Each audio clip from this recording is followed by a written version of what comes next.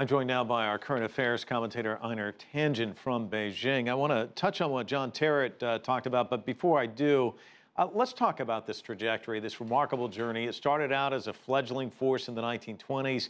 Take us through this journey from the Nanchang uprising to what was on display in Inner Mongolia, where we're seeing this force on display there and also in Beijing in just an hour or so from now. Well, you have to go back to the roots of the anti-Japanese war, the war of occupation. That kind of set things off. But then this army was really formed when the split between the nationalists and the communists came about.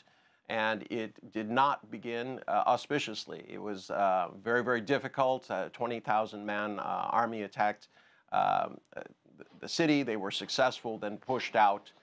1,000 made it to their base. But from this, they had this tradition of always returning to the people. And this has been the story of the Communist Party, the long march, the great deal of suffering that went through, the adversarial conditions that they encountered as they went through and eventually won the war for mainland China. And this has been kind of the hallmark of what the PLA has been. It is a very, very different force than what people are used to in terms of the West, because it does not just deal with the military. As you can see, it's about peacekeeping. It's about responding to civilian catastrophes like earthquakes and things like that that we've seen many, many times on TV. But in the late 90s, 1997, they decided that the type of warfare that they were practicing, which was mostly artillery and tank movements and things like that, purely defensive in terms of guarding the territory, needed to change dramatically towards high tech. And this has been the kind of direction that they've been pursuing ever since, upgrading their very large army, downsizing the actual number of troops, but making them much more ready to kind of handle the three kinds of roles that they have: peacekeeping, military defense, and also civilian catastrophe. And President Xi's been pretty outspoken about trying to advance the armed forces, reshape it. Talk to us about his expectations and how much of that is being achieved.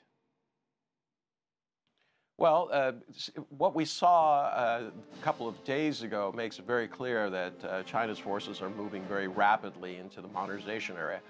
Keep in mind that everything that we saw there was only about 40% of what they consider their high-tech new mechanisms for that. Now, a lot of it was surprisingly more tactical. You had nuclear bombs, bombers, and things like that.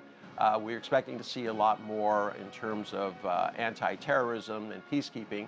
I think that will come a little bit later.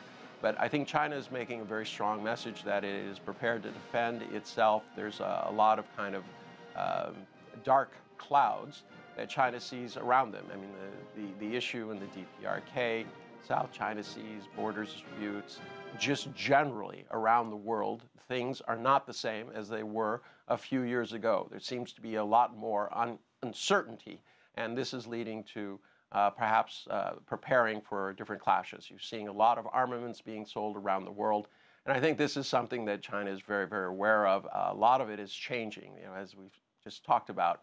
It's becoming more about high tech and less about just sheer numbers of troops and how many tanks you have.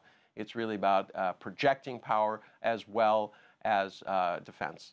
Einar Tangen joining us from Beijing. Thanks so much.